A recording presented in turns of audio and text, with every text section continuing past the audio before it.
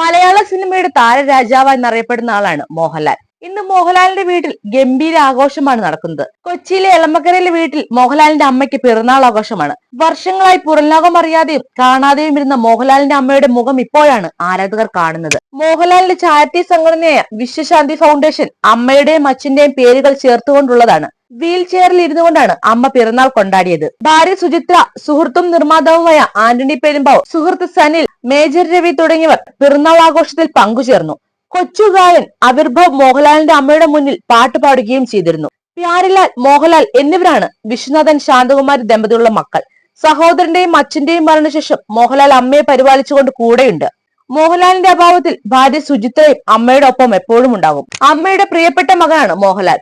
ആദ്യകാല സിനിമകളിൽ അഭിനയിച്ച് കാണിച്ച പല ചേഷ്ടകളും വീട്ടിലും അതുപോലെ തന്നെ പ്രകടിപ്പിക്കാറുള്ള മകനാണ് മോഹൻലാൽ എന്ന് അമ്മ ഒരിക്കലും അഭിമുഖത്തിൽ പറയാറുണ്ടായിരുന്നു. ഒരിക്കൽ സ്ട്രോക്ക് ഉണ്ടായതിനു ശേഷം അമ്മ വീടിനുള്ളിൽ ഒതുങ്ങി. അമ്മയെ പരിചരിക്കാൻ വീട്ടിൽ സഹായികളുണ്ട്. മോഹൻലാലിന്റെ ജന്മദിനത്തിന് മുടങ്ങാതെ അമ്പലത്തിൽ പോയി വഴിപാട് കഴിക്കാറുണ്ട് അമ്മ ശാന്തകുമാരി. ഫാൻസ് പേജിൽ എത്തിച്ചേർന്ന മോഹൻലാലിന്റെ അമ്മയുടെ പിറന്നാൾ ആഘോഷ ചിത്രങ്ങളിൽ പ്രണവിനെയും വിസ്മയെയും കാണാൻ സാധിച്ചില്ല. അച്ഛമ്മയുടെ പിറന്നാളിന് പ്രണവിന്റെ ഇൻസ്റ്റഗ്രാം പേജിൽ ഒരു ഇംഗ്ലീഷ് കവിതാ ശകലം കാണാം. മോഹൻലാൽ എമ്പുരാൻ, ബെറോസ് ചിത്രങ്ങളുടെ പണിപ്പുരയിലാണ്. ഇതിൽ ബെറോസ് ഈ വർഷം തിയേറ്ററിൽ എത്തുമെന്നാണ് പ്രതീക്ഷ. ഇതുപോലെ പുതിയ വീഡിയോകൾക്കായി മറക്കാതെ ചാനൽ ഒന്ന് സബ്സ്ക്രൈബ് ചെയ്യുക.